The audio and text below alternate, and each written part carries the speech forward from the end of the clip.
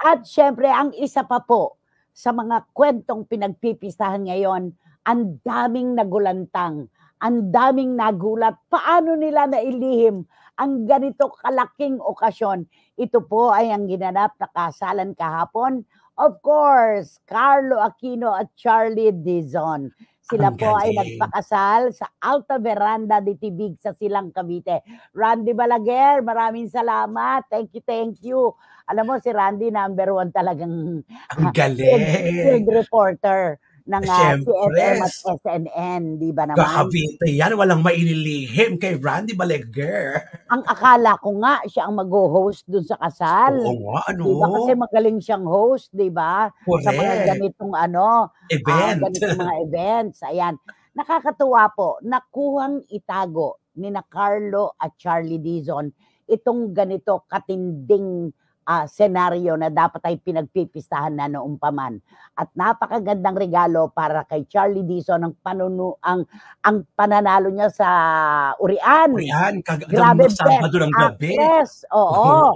Best actress, kinabukasan, kasal na nila ni Carlo. Ang galing. Ayun. Umuwi po ang pamilya ni Charlie sa Pilipinas kasi halos lahat po ng kanyang partido, ng kanyang kamag-anakan ay nasa Los Angeles na.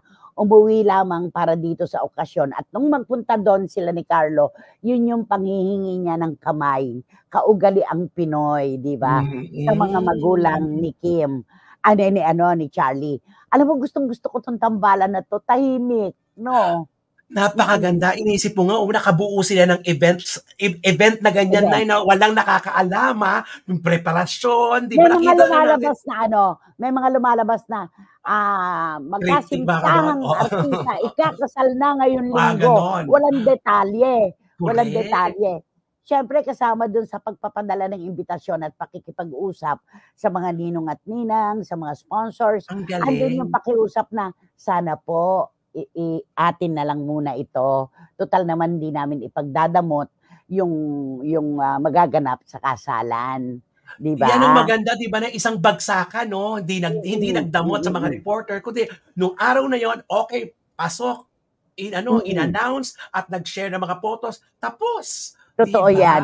At saka, yung age difference, age siya sa number, di ba? 38 and 28. So si Carlo, pag nakita niyo po ng personal, parang 18. Parang 20 anyos. Saka itong batang to, hindi pinagbago ng popularidad at ng antas ng kanyang kalidad bilang aktor. Napakabait na bata. At syempre si Charlie Dizon, di ba, noong pa man doon sa Fangirl, talagang gustong-gusto ko na siya. Di ba? Gumanda si Nay, no? In fairness, lalong gumanda to si Charlie Dizon. Lalong gumanda is the right term. Lalong gumanda. Oo, totoo yon. Sana si Charlie na ang forever ni Carlo Aquino. Congrats and best wishes sa newlyweds, sabi ni Tita Julie Paras. Oo. Maganda kasi ganito, yung hindi ipinapakain sa publiko ang mga nagaganap sa kanilang relasyon. O, kita nyo, di ba? Bulagta, tihayaan lahat kung paano nilang naitago ito. Oh, ang ganda. Napakaganda, napaka-solemn ng kasalan, di ba? At saka napaka-positive pa ng dating sa tao kasi hindi naglihim, hindi nagdamot, pinakita lahat ng isang bagsakan. Walang ang damot naman yan, di ba? Di ba? Walang ganon. Pero, hindi ipinagmakaingay bago ang kasalan, di ba? Silang maganda sa mga plano. Ito yung, ngayon pa lang marami na ako nakakausap at ako mismo, ang tingin ko, hindi man natin masasabi yung pangako ng forever. Gel na gel sila talaga. Nagkasundo talaga. Marami nagsasabi, wala pang 2 taon na relasyon ninyo. Bakit nagpakasal na kayo? Wala po yan. Sa igsi at haba ng panahon. Kapag ang 2 puso ay nagkaunawaan at nagmahalan, wala na po tayong magagawa. Wala tayong bibilangin ng oras at panahon. Yun lang yun. Di ba? Ang sweet. Congratulations naman. Sabi ni Boycie, akala nyo lang wala, pero meron. Sayang nga si Ate B, hindi nakarating, Oo nga, tama. Oo. Ayan, sabi ni Lara May Abrigo, nasa rehearsal ito ni Yami.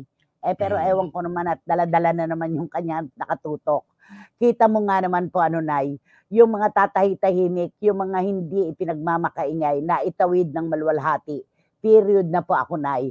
Baka ma-another na naman po. Wow. Totoo yan. Kapag nire-respeto nyo ang inyong kapribaduhan, hindi naman kayo papasukin ng kahit anong bashing kahit anong komento, dahil tahimik kayo, di ba? Napakaganda ng kasalang ito. Ay nako, basta congratulations and best wishes kina Carlo Aquino at Charlie Dizon. Kitang-kita mo sa kanilang mga mukha, sa kanilang itsura, sa kanilang datingan. Kaya nga ni Carlo, gagapangin natin, di ba? Ang Oo, gagapangin natin. Oo, ibig sabihin nun, igagapang, di ba? Ang galing. Sana lahat na nagpapakasal ganito, walang Sana all. Yes. Sana all, di ba? Di ba nagkaroon ng concert si Daniel Padilla? Oo. Di kumanta siya, di ba? Sino-sino dito yung dumating, nakasama ang karelasyon nila, may nagtaasan. Sagot lang ni Daniel, sana all. Di ba, one line? Sana all. At saka, salang Carlo at Charlie, sana all. Di ba? Yes. Nakakatuwa. Si Carlo Aquino, hindi mo natatawara. Naku talaga, ang galing-galing niyang aktor. Tahimik, mabait, marespeto. Di ba? Yan yun. Ito na yung kwento natin, pinagkukwentuhan natin, di ba? Ang mga magkakopol, pag kinasal, naantayin natin. Ngayong kinasal, aantayin naman natin ang baby. Tapos, di ba, mga ganon, sunod-sunod na yun, mag-aantayin natin Pero yung mga bashers naman na hinihintay yung kasal, sunod paghiwalay. Ay, ganon. Hindi maganda yun. Di ba? Hindi maganda. Napaka-negatibo naman nun. Dapat maano tayo, di ba? Oo. Tapos, positive lang lagi. Sabi ni Juris Doctor, sina Carlo Aquino at Charlie Dizon ay isa sa mga celebrity couples na magaan sa mata at hindi naman halata ang age gap dahil pareho silang baby face. Kaya kung ang dalawang tao ay siyang itinadhana talaga, lumulundag ang E52 ko. Hindi mahalaga kung magkasama man sila ng 10 years, 1 year, o kahit 1 day lang. What is meant to be will always find a way. Totoo. Totoo yan. Parang bangko lang. Kapag kayo talaga, universe ang magtatakda ng inyong destiny, di ba? At saka basta may spark, yun na yun.